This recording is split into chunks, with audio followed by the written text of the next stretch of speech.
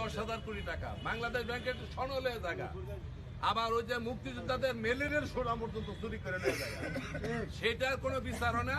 মিথ্যা মামলা আজকে 2 বছর যাবত নেত্রীকে কারারুদ্ধ করে রাখছে।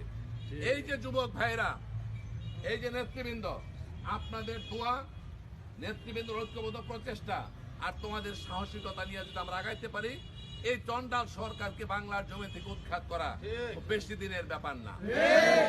আওয়ামী লীগের এমপিরা এবং মন্ত্রীরা লজ্জায় প্রশাসনের সাথে কথা বলতে পারে না।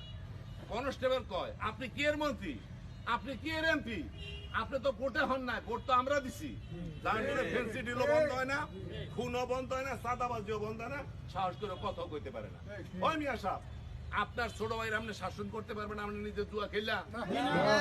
আপনি যদি মদ খান, আপনার বাতিজার আপনি শাসন করতে পারেন? এই সরকারের অবস্থা হয়েছে সাদাবাজ সরকার, ভুয়া সরকার।